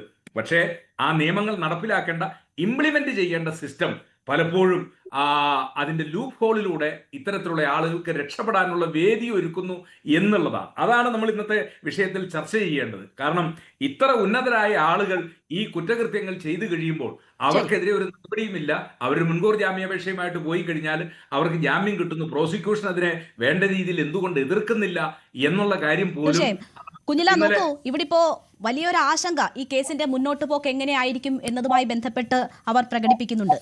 തെളിവുകൾ സമർപ്പിക്കേണ്ടത് എന്റെ ജോലിയല്ല, ഇത്തരം സംഭവങ്ങൾ ഉണ്ടാകാതിരിക്കാനുള്ള മുൻകരുതലുകൾ എടുക്കാനും ഉണ്ടായാൽ നിയമപ്രകാരം പരിഹരിക്കാനുമുള്ള ബാധ്യത അധികാരികളുടേതാണ് എന്ന് ഓർമ്മപ്പെടുത്തുകയാണ്. അങ്ങനെ ഓർമ്മപ്പെടുത്തിക്കൊണ്ട് തന്നെ ഇതിന്റെ മുന്നോട്ട് പോക്ക് എങ്ങനെയാകും എന്ന് ആശങ്കപ്പെടുമ്പോൾ നീതി കിട്ടില്ല എന്ന തോന്നൽ അവർക്ക്. രേണുക, ഇതിന്റെ അകത്ത് ഒന്നാമത്തെ ഈ കേസ് വിചാരണ വരുമ്പോൾ ഇതിന്റെ അകത്ത് പ്രോസിക്യൂഷനെതിരായി പ്രതിഭാഗം ഉന്നയിക്കുന്ന ഒരു കാര്യമെന്ന് പറയുന്നത് ഒന്ന് ഡിലേ. അതായത് ഒരു സംഭവം നടന്നതിന് ശേഷം ഞാൻ കുഞ്ഞിലയോടായിരുന്നു ചോദിച്ചത്. എന്റെ ചോദ്യം കുഞ്ഞിലയോടാണ്.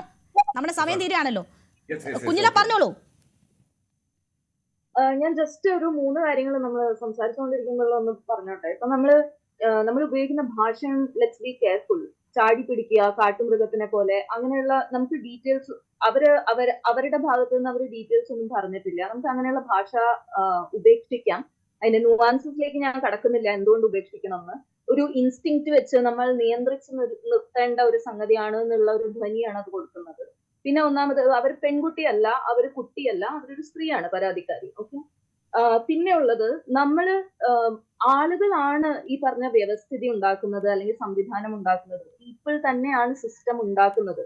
സോ പീപ്പിൾ ലെവലിൽ തന്നെയാണ് മാറ്റങ്ങൾ വേണ്ടത്. അത് ഞാൻ പറഞ്ഞതുപോലെ മാറ്റങ്ങൾ വരുത്താൻ പറ്റുമെന്ന് വിചാരിക്കുന്ന ആൾക്കാരെയാണ് നമ്മൾ ജനപ്രതിനിധികളായിട്ട് അങ്ങോട്ട് വോട്ട് കൊടുത്തിട്ട് അയക്കണേ.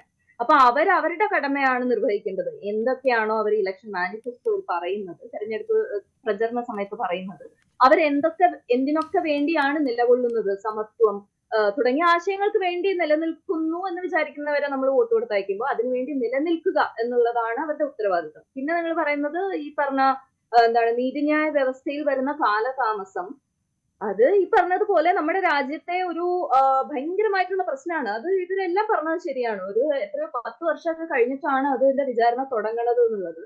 പക്ഷെ അത് ജനാധിപത്യത്തിന്റെ ഒരു പോരായ്മയായിട്ട് നമ്മൾ കണക്കാക്കാൻ പാടില്ല എന്ന് ആണ് എന്റെ അഭിപ്രായം. പിന്നെ നമുക്ക് എവിടെയാണ് ഹോപ്പ് ഉള്ളത്? ജനാധിപത്യത്തിന്റെ പോരായ്മയാണ് ഇത് എന്ന് പറഞ്ഞിട്ട് ഇരിക്കാനാണെങ്കിൽ പിന്നെ അവിടെ ഹോപ്പ് ഇല്ലല്ലോ. സോ നമുക്ക് ആലോചിക്കാനുള്ളത് ഇപ്പൊ WCC പോലെയുള്ള ഇടപെടലുകൾ എങ്ങനെ നടത്താം, അല്ലെങ്കിൽ ഇങ്ങനെ ആൾക്കാർ തുറന്നു പറച്ചിലുകൾ ഉണ്ടാവുമ്പോ ഏതൊക്കെ തരത്തിൽ നമുക്ക് അതിനെ ഇൻഫ്ലുവൻസ് ചെയ്യാം. അപ്പൊ അതിനകത്ത് ചെയ്യാൻ പറ്റുന്ന ഒരു കാര്യം എന്നുള്ളത് ഇപ്പൊ കോൺക്ലേവ് പോലത്തെ സംഗതികൾ വിളിക്കുമ്പം അതിനകത്ത് സംസാരിക്കാൻ പറ്റുന്ന അല്ലെങ്കിൽ അതിലേക്ക് കോൺട്രിബ്യൂട്ട് ചെയ്യാൻ പറ്റുന്നവരെ അവിടെ ചെന്ന് ഇരുത്തുക. Not a wrong people, right ആയിട്ടുള്ള യഥാർത്ഥത്തിൽ സഹായിക്കാൻ കഴിയുന്ന ആൾക്കാരെ അവിടെ അയക്കുക എന്നുള്ളത് ഒരു ചെയ്യാൻ പറ്റുന്ന കാര്യമാണ്. അങ്ങനെയാണ് ഞാൻ കരുതുന്നത്.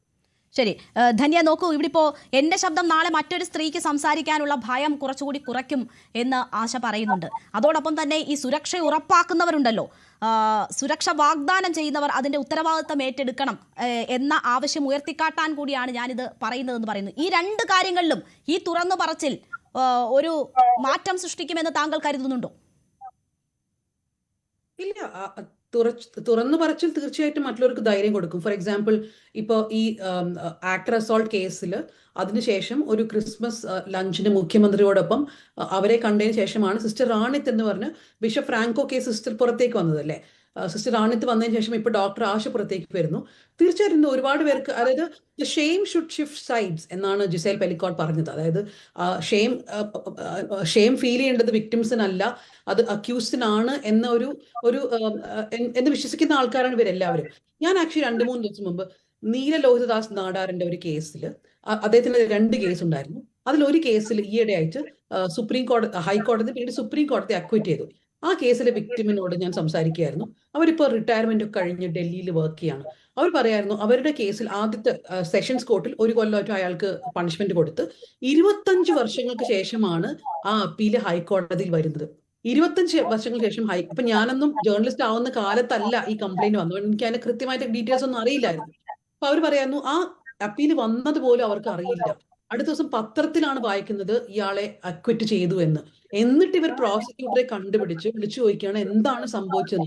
അപ്പൊ ആ രീതിയിലാണ് ആക്ച്വലി നമ്മൾ ഈ പറയുന്ന ഒരു സ്ത്രീ ഒരു ഓഫീസറാണ്. അതായത് ഡോക്ടർ ആശ പറയുന്ന മറ്റൊരു കാര്യം കൊണ്ടിട്ട് വളരെ ഇമ്പോർട്ടന്റ് ആയിട്ടുള്ള കാര്യം, ഡോക്ടർ ആശ കുറെ വർഷങ്ങൾ കഴിഞ്ഞോ മാസങ്ങൾ കഴിഞ്ഞോ ഒന്നുമല്ല കംപ്ലൈന്റ് കൊടുക്കുന്നത്, ഉടനെയാണ് കംപ്ലൈന്റ് കൊടുക്കുന്നത്. ഇപ്പൊ രാഹുൽ മാങ്കൂട്ടത്തിന്റെ കേസിൽ ഒരുപാട് സ്ത്രീകളോട് എന്താ ചോദിക്കുന്നത്, എന്തുകൊണ്ടാണ് നിങ്ങൾ ഇപ്പോൾ വരുന്നത്, എന്തുകൊണ്ട് മുൻപ് വന്നില്ല? ഇത് സിദ്ദിഖിന്റെ കേസിൽ ചോദിച്ചു, എന്തുകൊണ്ടാണ് ഇപ്പൊ വരുന്നതെന്ന് കോടതി ചോദിച്ചിട്ടുണ്ട്. പക്ഷെ ഡോക്ടർ ആശയുടെ കേസിൽ അവർ ഇപ്പൊ തന്നെ വന്നു, അവർ ഉടനെ തന്നെ കംപ്ലൈന്റ് കൊടുത്തു. എന്നിട്ട് പോലും അവർ നേരിടേണ്ടി വന്ന ഓരോ ചാലഞ്ചസ്, ഇനി ഇത് കോടതിയിൽ വരുമ്പോൾ എന്ത് സംഭവിക്കും നമുക്ക് പറയാൻ പറ്റില്ല. അപ്പൊ എനിക്ക് തോന്നുന്നു ഈ തുറന്നു പറച്ചിലൊക്കെ നല്ലത് തന്നെയാണ്, അത് ഒരുപാട് പേർക്ക് ധൈര്യം നൽകും. പക്ഷെ അതിൽ മാത്രം ഇതൊന്നും ഒതുങ്ങുന്നില്ല അല്ലെ. തുറന്നു പറച്ചിൽ കൊണ്ട് ആൾക്കാർക്ക് ധൈര്യം വരും, പക്ഷെ സിസ്റ്റം അവരുടെ ഒപ്പം നിൽക്കാത്തടത്തോളം കാലം ആ ധൈര്യം കൊണ്ടൊന്നും കിട്ടാനില്ല. സ്ത്രീ സുരക്ഷ പറയുന്നതും അതിജീവിതമാർക്കൊപ്പം എന്ന് പറയുന്നതും അവൾക്കൊപ്പം എന്ന് പറയുന്നതും ആത്മാർത്ഥതയോടുകൂടി വേണം എന്നതാണ്. അതിൽ വെള്ളം ചേർക്കാൻ പാടില്ല രാഷ്ട്രീയവും. അതിജീവിതമാരോട് ഇരട്ടത്താപ്പോ എന്നതാണ് നമ്മൾ ഇന്ന് പ്രേക്ഷകരോട് ചോദിച്ച ചോദ്യം. അതേ എന്ന് പറയുന്നു 86% പേർ, അല്ല എന്ന് പറയുന്നത് 11% പേർ മാത്രം. നിഷ്പക്ഷ അഭിപ്രായം രേഖപ്പെടുത്തിയവർ 3% പേർ. വളരെ നന്ദി ചർച്ചയിൽ പങ്കെടുത്ത എല്ലാ അതിഥികൾക്കും. പ്രൈം ഡിബേറ്റ് പൂർണ്ണമാകുന്നു.